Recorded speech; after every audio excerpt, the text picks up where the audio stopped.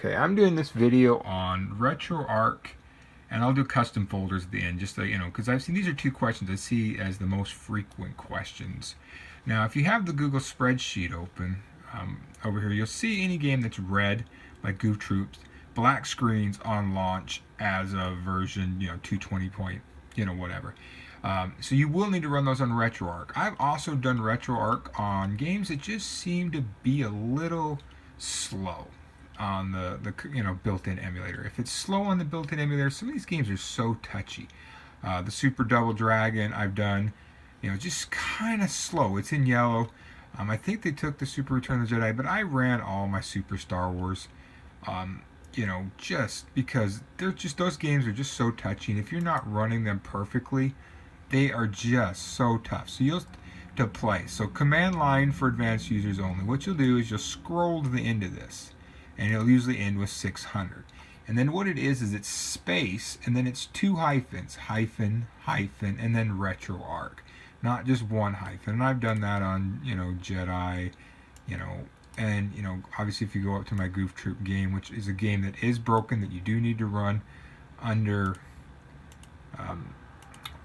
under that emulator, that default emulator, you'll see the space and then two retroarchs. If you look at a game that is, say, let's go Frogger, you'll see without the retroarch, I'm not running it. It just ends in the 600.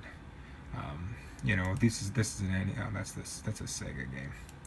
That's the NES game, and it just ends with the different modulator there.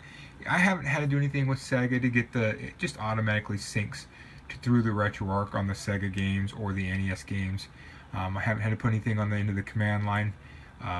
You do have to go to modules, and you do have to install the modules. Now, I would only recommend installing the modules you plan on using, because I noticed about a 30 megabyte difference. The only modules I did was the Genesis, the Pico drive, which is the second Genesis one, and I did the Super NES 9X. And these are you have to have this one to be able to run the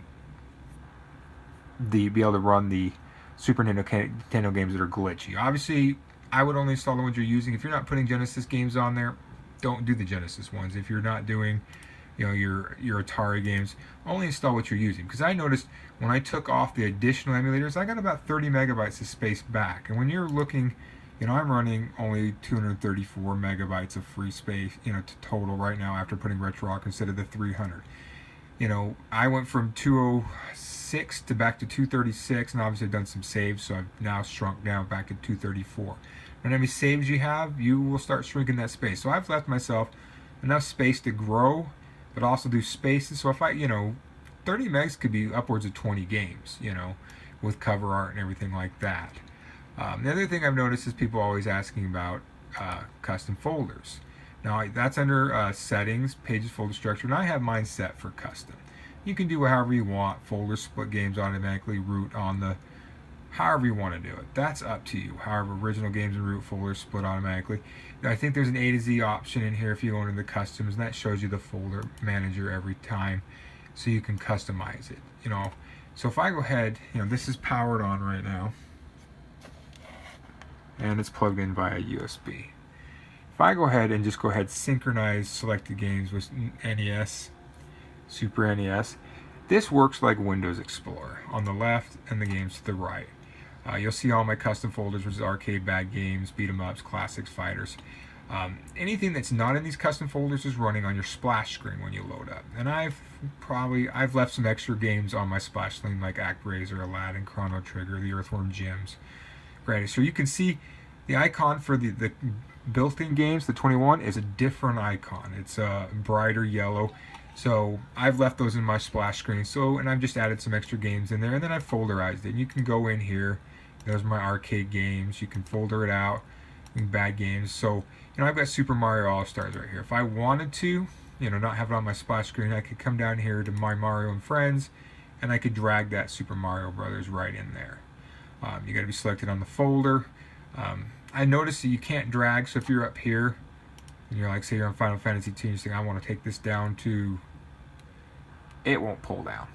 So down to RPGs, you need to be selected in the RPGs folder, and then you would just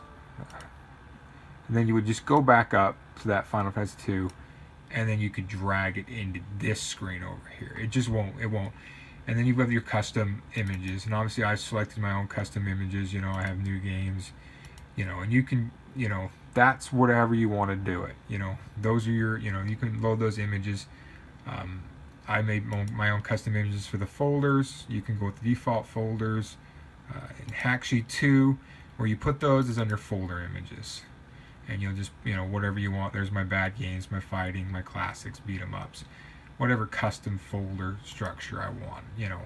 And then you just go ahead and you hit OK. And I haven't made any changes, but we'll go ahead and sync it back anyways. And it'll sync back, takes a moment, and you know, you'll have your custom folder structure. And you need a custom folder structure if you go over 63 games.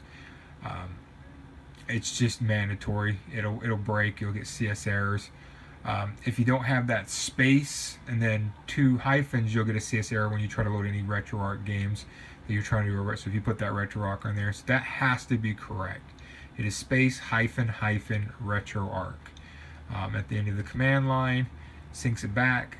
You know, obviously I have 200 total games, and that's including the original 21. So I've added, you know, 179 games between, you know, Sega, Super Nintendo, and Nintendo. And I've got the RetroArch on there. Like I said, I wouldn't put any extra modules on that you're not going to use because you need the space. So, any questions, feel free to hit me up.